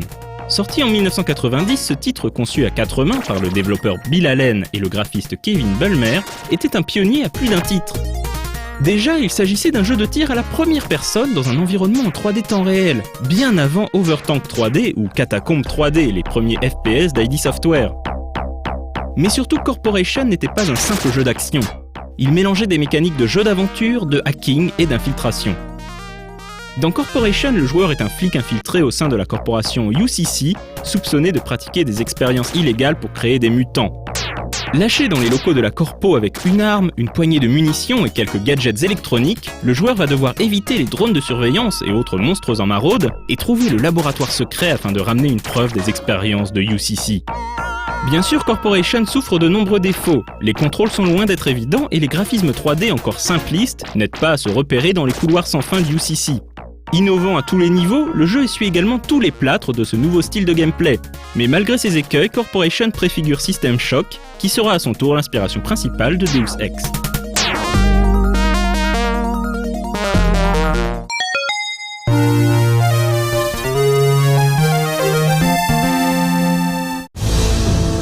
La conception de Deus Ex remonte à l'époque où Warren Spector travaillait chez Origin. Après System Shock, Spector propose un nouveau projet baptisé Troubleshooter, un titre dans lequel le joueur sera un mercenaire cybernétisé évoluant dans un monde cyberpunk aux multiples conspirations. Mais System Shock n'ayant rencontré qu'un demi-succès, les patrons d'Origin décident de ne pas donner suite au projet de Spector.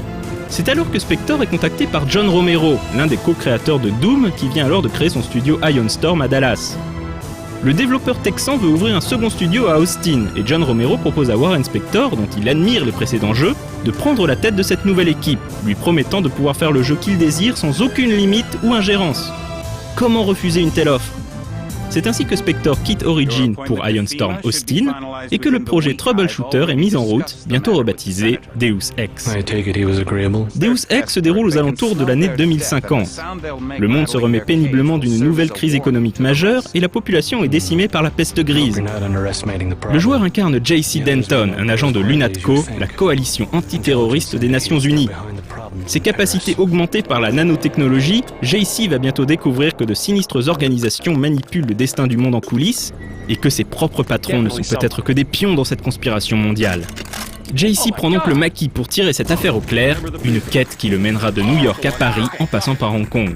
Deus Ex reprend et affine la formule proposée par System Shock, mélangeant FPS, infiltration, hacking et une louche de jeu de rôle. JC a à sa disposition diverses armes, allant de l'arbalète de poignée au lance-missiles, chacune assortie de différents types de munitions, de multiples gadgets, mais aussi des super pouvoirs, super vitesse, armure dermale, camouflage optique, obtenus via des implants de nanite. La grande force du jeu, ce qui le fera entrer dans la légende du jeu vidéo, c'est le choix qu'il laisse aux joueurs dans la résolution des différentes situations. Le joueur peut foncer tête baissée, arme au poing, ou chercher des chemins alternatifs en dialoguant avec des PNJ, ou tenter de s'infiltrer sans être vu, ou pirater les systèmes de sécurité pour retourner les drones et tourelles contre l'ennemi, et ainsi de suite. Associé à un scénario que ne renierait pas Fox Mulder, le jeu devenait vite addictif, d'autant plus qu'il donnait le choix entre 3 fins différentes. Le principal défaut du jeu est d'ordre graphique. Deus Ex utilise le moteur d'Unreal, mais ça ne saute pas aux yeux tant le jeu est gris et terne et les animations rigides. Qu'importe, on oublie vite la tristesse visuelle du jeu pour se plonger corps et âme dans ce monde cyberpunk fascinant. Pour l'anecdote, le passage à Paris prend place autour du quartier de d'Enfer Rochereau, même si les Parisiens auront sans doute du mal à reconnaître les lieux. On notera aussi que l'un des méchants du jeu, Walton Simons, est doublé par nul autre que Tom Hall, cofondateur d'Ion Storm et créateur d'Anachronox. «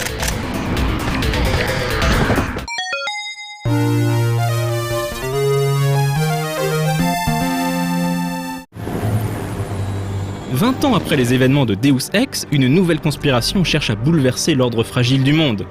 2 factions s'affrontent, l'Organisation mondiale du commerce d'un côté et les religieux de l'ordre de l'autre. Mais un 3e joueur s'invite dans la partie, les Templiers, un groupe terroriste prônant le rejet de toute technologie.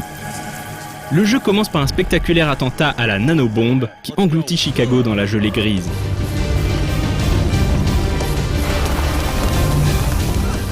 Le joueur est Alex D, un étudiant des académies Tarsus qui forme des mercenaires nano-augmentés destinés à travailler pour diverses corporations. Après la destruction de Chicago, Alex et ses camarades sont relocalisés à Seattle, mais la suite de l'aventure les mènera au Caire et à Trèves en Allemagne, tandis qu'ils prendront des chemins radicalement différents. Dire que Deus Ex 2 était attendu est un euphémisme. C'est au jeune designer Harvey Smith que revient la lourde tâche de donner une suite au cultissime premier épisode. Mais autant Deus Ex avait bénéficié d'une complète liberté, autant Deus Ex 2 part avec un lourd handicap. Eidos veut à tout prix une sortie sur console, en l'occurrence sur Xbox. Smith et son équipe doivent donc revoir le jeu en profondeur pour adapter le gameplay à la console. Cela entraîne une simplification bien malheureuse du titre. Plus de munitions différentes, un aspect RPG réduit, moins d'augmentation. En outre, la nouvelle interface peu esthétique est très envahissante. Mais le pire vient du manque de mémoire vive de la Xbox qui oblige les développeurs à scinder le jeu en toutes petites zones séparées par d'interminables temps de chargement. Voilà ce qui se révélera le plus gros défaut de Deus Ex 2, ruinant la sensation d'une multitude de chemins possibles tant les environnements sont linéaires et étriqués. Mais tout n'est pas à jeter dans DX2 bien entendu. Même si la déception est grande par rapport au premier épisode, le jeu n'en demeure pas moins solide et accrocheur. L'histoire est très intéressante avec ses multiples ramifications et ses 4 fins possibles, et la musique d'Alexander Brandon installe une ambiance à la Blade Runner fort agréable tout au long de l'épopée d'Alex D.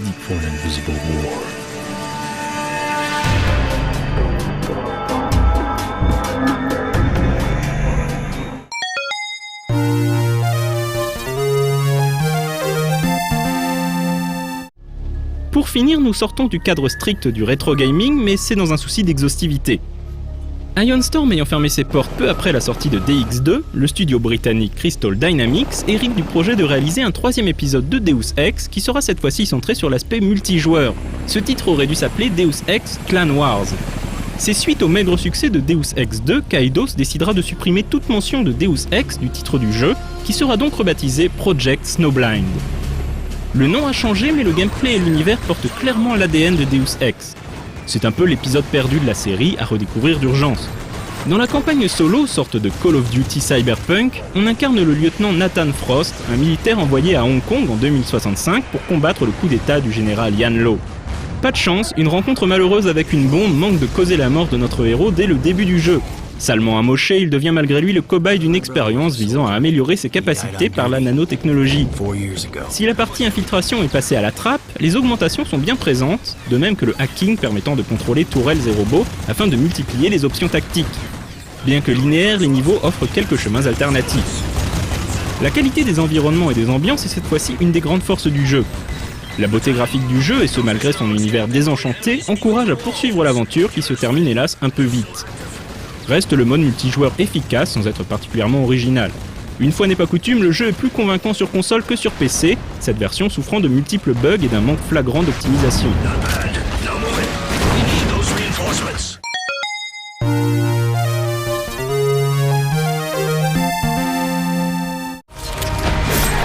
Après la déception que représentait Deus Ex 2, les fans attendent désormais le véritable 3e épisode développé par le studio Eidos Montréal avec appréhension. Se déroulant avant les événements du premier épisode, le jeu met en scène un nouveau héros, Adam Jensen, à une époque où l'émergence des augmentations cybernétiques plonge le monde dans le chaos. Comme toujours, la vérité est ailleurs. I'll never stop looking.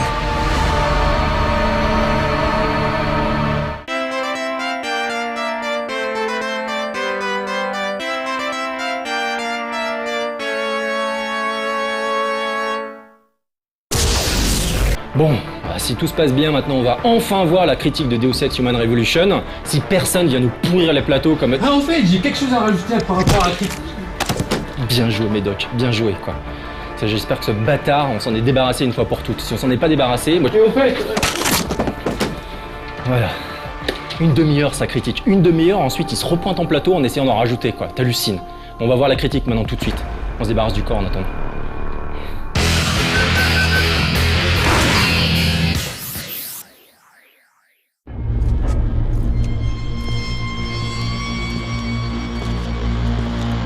Genre hybride entre le shooter et le jeu de rôle, le FPS RPG revient en force depuis quelques années. Stalker, Borderlands ou encore Alpha Protocol, les exemples sont nombreux. Créé au milieu des années 90 avec System Shock, c'est au début des années 2000 que le genre acquit ses lettres de noblesse grâce à Deus Ex.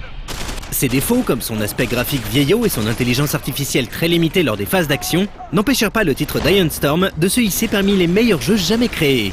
Son scénario sans aucun manichéisme, son univers cyberpunk et son level design si riche que l'on découvrait fréquemment de nouveaux passages après plusieurs parties, en firent une référence citée par de nombreux game designers comme une source d'inspiration intarissable. Cela aurait pu être le début d'une grande série, mais sa suite, Invisible War, déçut tout le monde. Les gamers, à cause du rétrécissement des niveaux et de l'aspect RPG allégé, en vue d'une percée sur le marché des consoles, et les dirigeants d'Eidos du fait des ventes décevantes. La série fut mise en stand-by durant 3 ans, jusqu'à ce que l'éditeur ouvre une nouvelle structure à Montréal en 2007 et annonce le développement d'un nouveau Deus Ex. Et c'est 3 ans plus tard, plus précisément lors de l'E-Cube 2010, que le premier trailer de Human Revolution fut dévoilé. Réalisé par les équipes de Square Japan, Eidos ayant été absorbé par le géant japonais, cette vidéo impressionnante marqua le retour de la licence Deus Ex avec panache qui plus est. Durant toute cette année, les développeurs nous ont savamment appâtés à coups de séquences de gameplay impressionnantes et de campagnes virales rondement menées. Ça y est, Human Revolution est sorti il y a quelques semaines. L'heure est au verdict.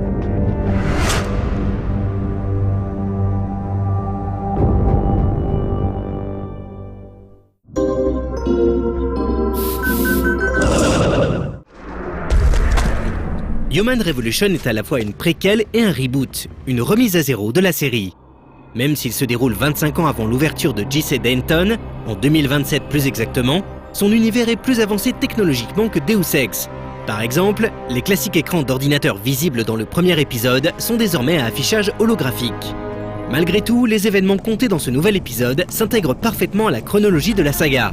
La fin du jeu fait le lien avec le premier épisode, dont les protagonistes sont cités à de nombreuses reprises durant l'aventure. Vous incarnez Adam Jensen, le chef de la sécurité de Sarif Industries, société spécialisée dans l'augmentation humaine. Ce n'est pas un agent secret ou un super soldat, personnage auquel nous avait habitué la série, mais un type assez banal avec ses problèmes personnels, ses amis et son chien. Au bout de quelques minutes de jeu, les laboratoires sous votre surveillance se font attaquer. Votre ex-petit ami le Dr. Reed et son équipe de scientifiques se font sauvagement assassiner afin de ne pas pouvoir présenter les résultats de leurs recherches. Quant à Adam, mortellement blessé, Sarif Industries remplace ses membres par des augmentations pour lui éviter la mort. C'est à ce moment-là que Human Revolution débute vraiment.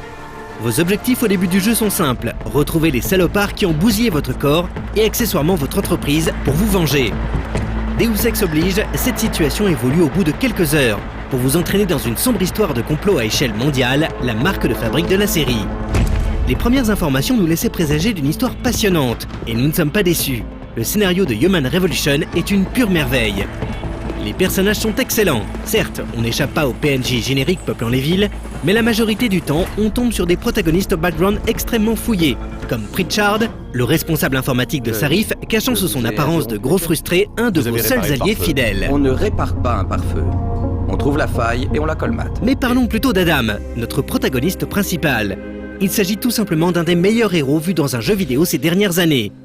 Il a tout pour lui, le background profond que l'on découvre lors de quêtes secondaires passionnantes, le design peaufiné à l'extrême, à l'image des motifs de fleurs sur son trenchcoat, et surtout un charisme de malade.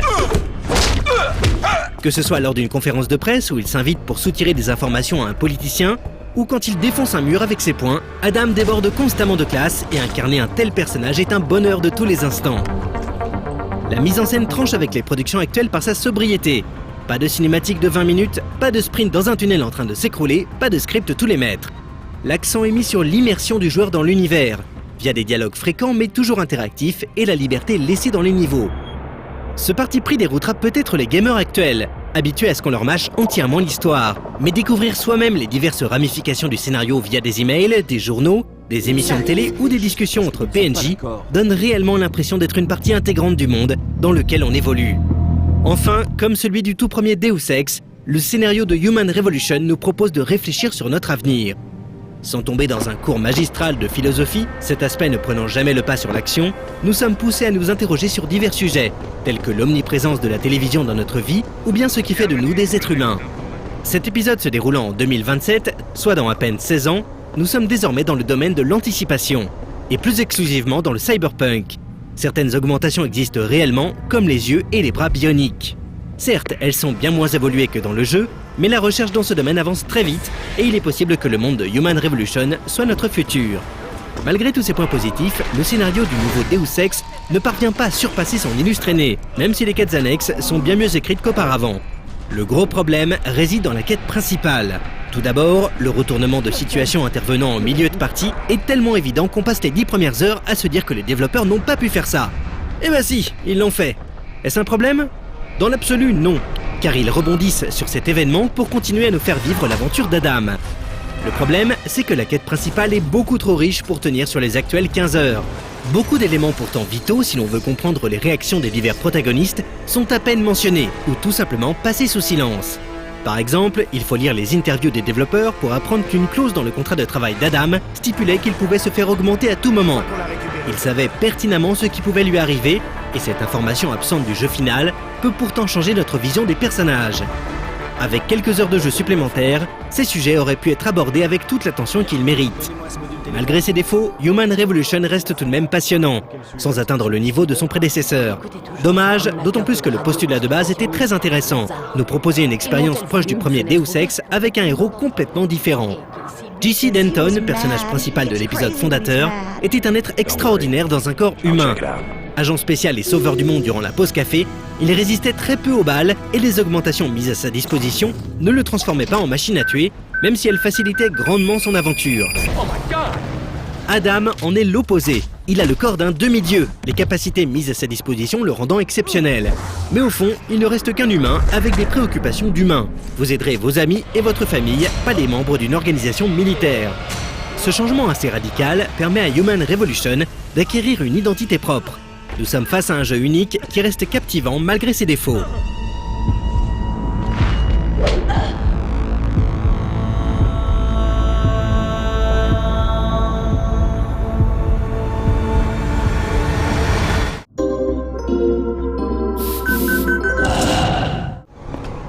Si Deus Ex marquait les joueurs, c'est indéniablement grâce à son level design offrant de nombreux moyens d'aborder un problème donné. Gunfight, infiltration, dialogue, tous ces éléments a priori incompatibles s'imbriquèrent pour former un ensemble déroutant par sa cohérence et sa profondeur. Dans une période où les jeux vidéo s'édulcorent de plus en plus pour plaire au grand public, il est légitime de s'inquiéter du sort de Human Revolution. Ne faisons pas durer le suspense plus longtemps, oui, nous tenons ici le véritable successeur de Deus Ex, premier du nom. Non, ce n'en est pas une copie carbone. De nombreuses modifications furent opérées, ce qui est logique au vu de la décennie séparant les deux titres. La personnalisation de notre personnage illustre parfaitement la volonté d'Eidos Montréal de rester fidèle aux bases érigées jadis par Iron Storm, mais également de toucher les joueurs d'aujourd'hui. Certaines choses ne changent pas. L'inventaire se base toujours sur un système de cases, un fusil sniper prenant logiquement plus de place qu'une barre chocolatée. L'upgrade des armes reste également inchangé. Vous pouvez toujours vous procurer des kits boostant la précision ou la puissance, puis les combiner avec l'arme désirée. Mais le système d'expérience a été complètement transformé. Le level up s'effectue désormais via des kits de dynamisation, que l'on peut acheter ou que l'on gagne après avoir engrangé assez de points d'expérience. Tenez, voilà le kit de dynamisation. C'est du top. Amusez-vous bien. Une fois obtenu, ces kits vous permettent de débloquer ou d'améliorer un de vos implants, remplaçant à la fois les compétences et les prismes amplificateurs du premier Deus Ex. Résistance, hacking, visée améliorée, invisibilité, distribuer ces points de compétences induit rapidement des choix cornéliens, les implants étant tous d'une grande utilité. Ils modifient d'ailleurs le gameplay en profondeur, chacun à leur manière. L'amélioration Icarus, permettant de chuter sans se blesser, permettra de naviguer facilement dans des niveaux construits en hauteur, tandis que l'insensibilité aux ondes IEM vous autorisera à traverser des couloirs électrifiés sans problème. Certaines de ces capacités ont besoin d'énergie pour être utilisées. Symbolisées par des piles juste en dessous de votre barre de vie, vous devrez manger pour les recharger si vous voulez continuer à utiliser vos implants. Jusque-là, pas de changement par rapport au premier Deus Ex, qui disposait d'un système similaire dans le fond. Mais les développeurs ont fait un choix risqué en vous obligeant à utiliser une dose de votre énergie pour pouvoir attaquer au corps à corps.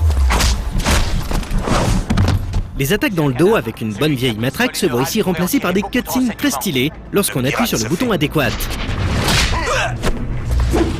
Le close combat est désormais beaucoup plus efficace et Eidos Montréal a fait le bon choix en limitant un minimum son usage afin de garantir un certain challenge.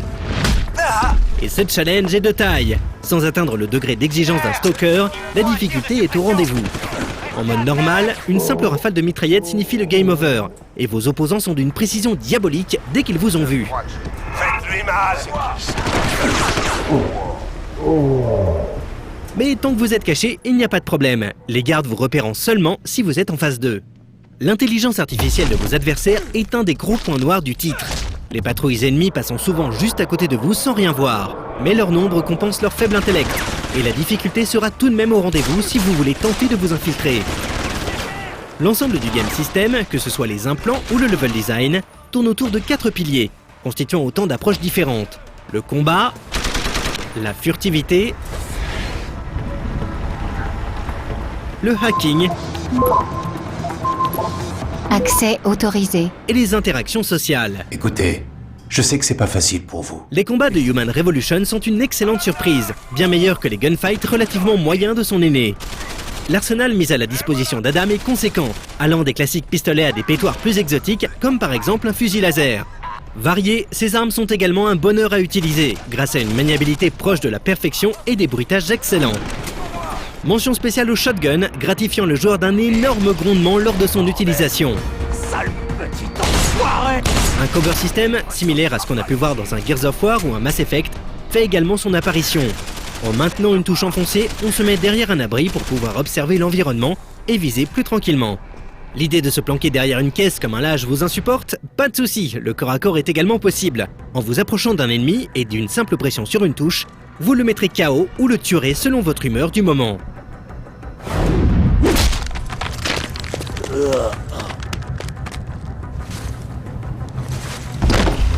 Et si toutes ces options ne vous suffisent pas, n'oubliez pas vos implants.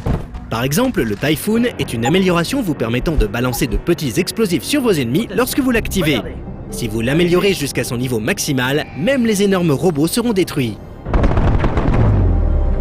Quant au système Icarus, il vous autorise à étourdir vos proches assaillants après une chute. La furtivité est un autre gros morceau du titre.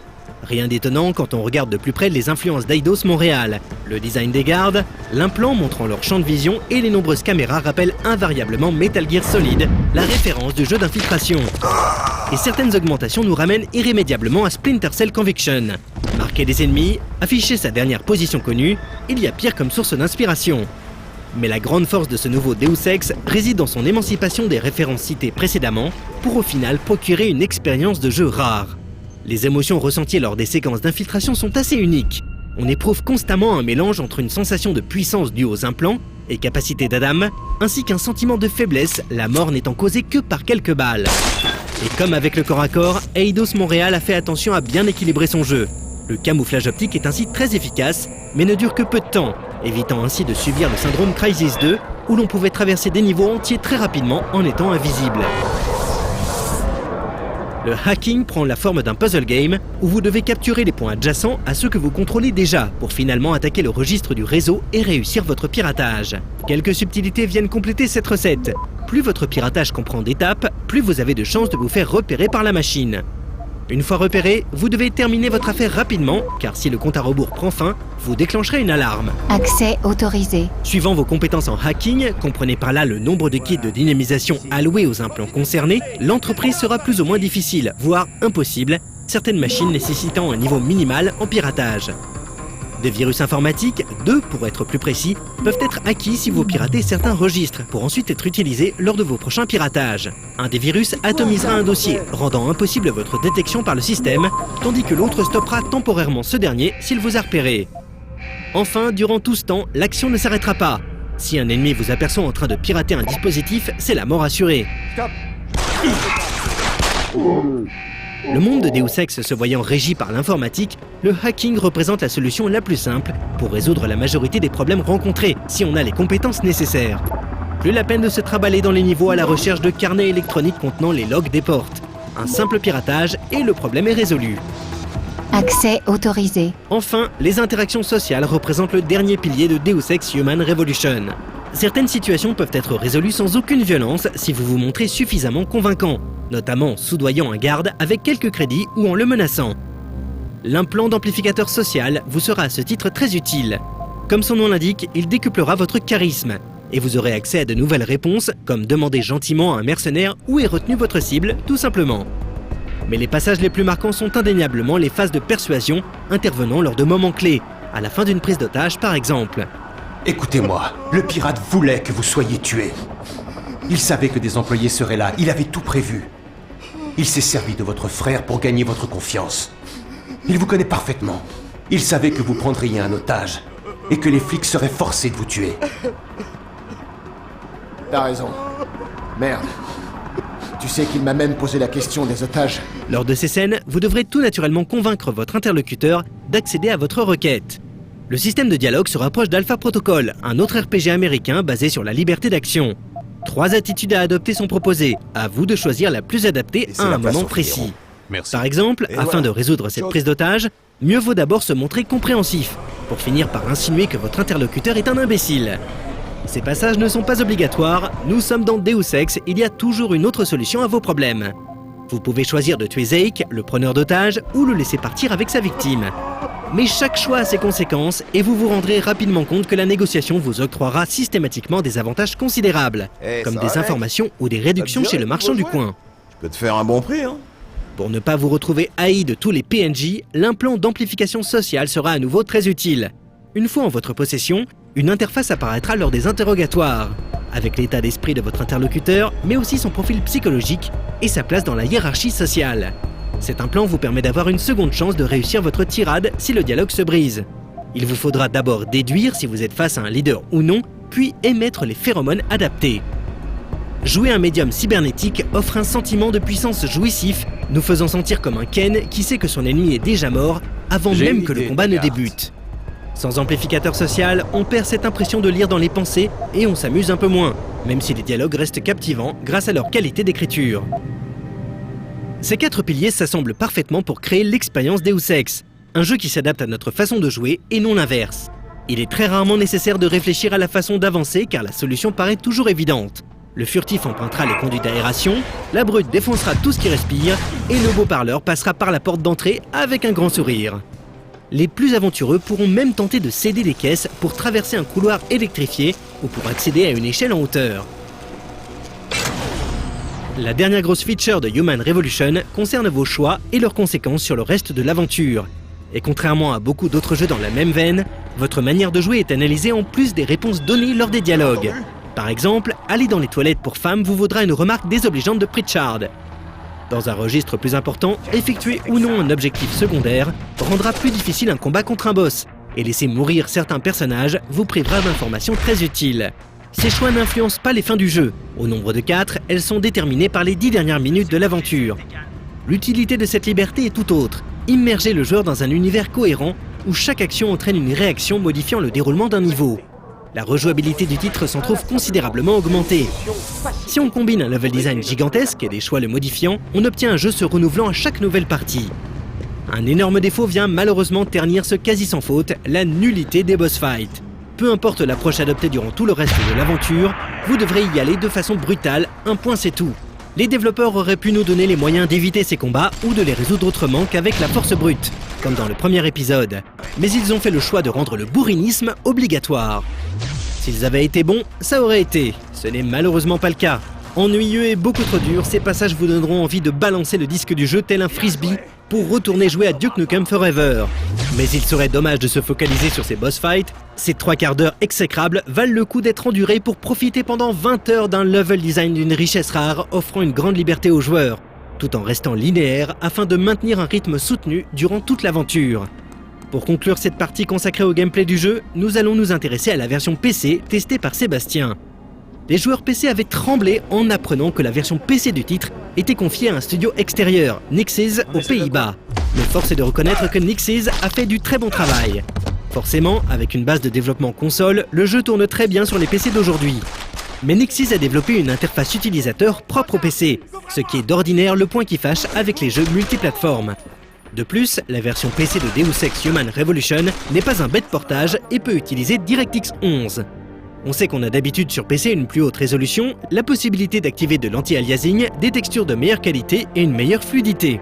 Mais là, on a en plus du SSAO pour les ombres, occlusion ambiante sur surface d'écran, et enfin la tessellation, ou pavage, qui donne un meilleur détail sur les personnages. Tout cela permet à la version PC d'être à la fois très agréable d'utilisation et au goût du jour graphiquement, ce qui est assez rare pour être souligné. En plus de ça, c'est la présence d'un SSD dans la machine qui peut changer la donne, en réduisant drastiquement les temps de chargement. Le gain d'immersion n'est alors pas négligeable.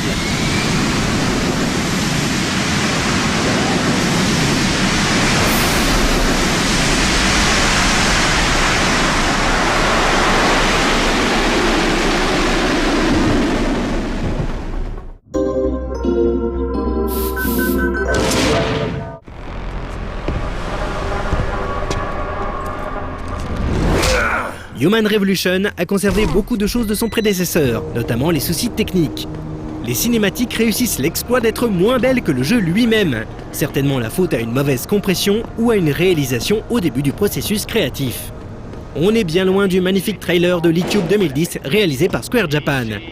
La réalisation in-game s'en sort beaucoup mieux.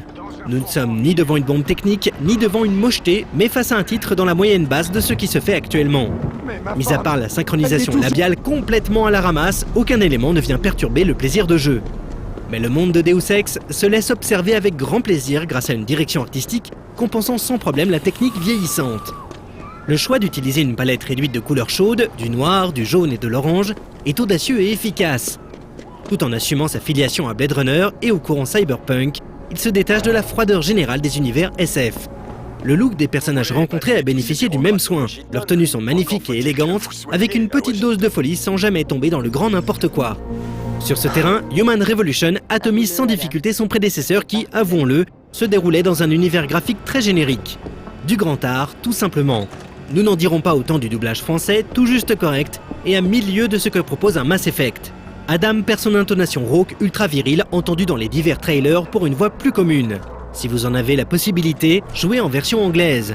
Mais vous devrez dans ce cas acheter votre jeu en Angleterre, la version française ne contenant aucune trace de la VO. Une autre fois peut-être. La bande-son rattrape le coup et gâte nos oreilles. Michael McCann donne une leçon monumentale à l'industrie, en adaptant parfaitement la musique aux situations rencontrées. La sonorisation de la ville de Shanghai illustre le talent du monsieur, avec diverses sonorités se mélangeant si vous vous approchez d'une boîte de nuit ou d'une maison close, tout en restant constamment audible. Il manque peut-être un thème principal marquant, mais ce n'est pas un gros souci vu la grande qualité de l'OST. Posez cette arme! Vous l'aurez certainement compris si vous ne vous êtes pas endormi devant votre télé, Human Revolution est une bombe faisant honneur à son prédécesseur. Il est encore un peu tôt pour le qualifier de jeu de l'année, mais il en prend le chemin. Sa direction artistique unique, son scénario touffu et surtout son gameplay s'adaptant à chaque joueur font mouche à une époque où chaque shooter se déroule dans des couloirs afghans gris et marron. Le level design regorge de chemins différents, secrets ou non, sa richesse octroyant au titre une rejouabilité énorme. Certes, de nombreux défauts jonchent le titre d'Eidos Montréal. Des boss fights nullissimes, une technique vieillissante, une IA décevante, des doublages français assez moyens. Mais trop s'attarder sur ces défauts reviendrait à chipoter, tant l'aventure est maîtrisée, réussissant le pari d'être à la fois ultra fun et exigeante. Il n'y a plus qu'à attendre Deus Ex 4 pour voir les défauts cités précédemment corrigés. Il paraît évident que la licence aura le droit à un nouvel épisode, vu la qualité du soft et les premiers chiffres de vente extrêmement positifs. Espérons que l'équipe de développement ne changera pas, la passion qui l'anime est clairement visible dans le jeu. Les nombreux easter eggs en sont la preuve. Que ce soit un homme qui siffle clair du thème principal de Deus Ex, un poster de Final Fantasy 27 ou un code d'ascenseur faisant directement référence à Fahrenheit 451, ça se voit que les membres d'Eidos Montréal aiment leur travail et cet amour est communicatif.